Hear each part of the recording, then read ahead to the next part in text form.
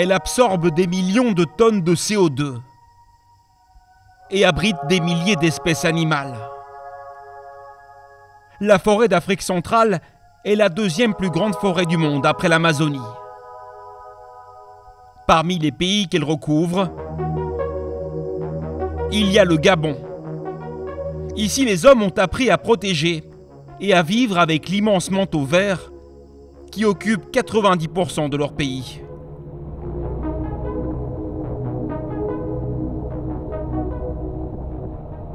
Ce matin-là, Saturnin Lekanga se réveille au beau milieu de la forêt. Ce passionné a pour habitude de dormir tout en haut de ce mirador pour pouvoir observer les animaux sauvages. Pour essayer de voir s'il n'y a pas des animaux qu'on peut observer ce matin. Nous avons 2 éléphants. Et pas n'importe quels éléphants, voici des éléphants de forêt, une espèce rare. Victimes du braconnage et de la déforestation, ils ne vivent quasiment plus qu'au Gabon. Le pays est devenu un sanctuaire pour des dizaines d'espèces menacées, comme ces gorilles. C'est vraiment un paradis pour les animaux, parce qu'ils retrouvent tout ici. Ils vont tout retrouver ici. Vous avez l'herbe, vous avez le sel minéraux, vous avez de l'eau qui coule. Après ces observations matinales, Saturnin quitte son perchoir au programme randonnée dans la forêt d'Ivindo.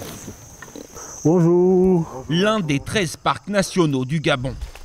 Comme la zone est protégée, personne ne peut s'y aventurer seul. Il faut obligatoirement être escorté par des gardes forestiers. Ils sont des centaines à surveiller en permanence les visiteurs et les animaux.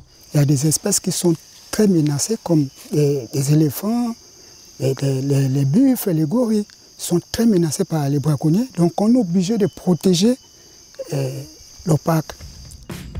En 20 ans, plus de 2 millions d'hectares de forêt ont été placés sous protection au Gabon. Et le gouvernement va encore plus loin. Une station de recherche dédiée à la préservation de la biodiversité a ouvert ses portes, au cœur du parc. Longueur de la tige. Nous avons 63 cm. Charles Bilambi et Faustin Monioko gèrent le reboisement de la forêt. Dans cette petite nurserie, ils font pousser des kebazingo, un arbre victime du trafic de bois. La forêt, c'est notre vie. Les arbres jouent un rôle important pour notre équilibre mondial. Nous, on doit les reboiser. C'est la mission que nous avons. Dans quelques centaines d'années, voici à quoi ressembleront les petits protégés des scientifiques. Des géants, ici de couleur blanche, qui absorbent chaque année 4% de nos émissions mondiales de CO2. Et cette nature unique au monde attire des visiteurs bien au-delà des frontières du Gabon. Ces touristes américains ont choisi d'y passer un mois, loin des villes, des hôtels de luxe et loin du confort. On a dû boucher un trou tout à l'heure, l'eau rentrait. Mais ça va, c'est drôle. Vous êtes courageuse? Ouais, je crois. C'est ce que mes enfants disent en tout cas.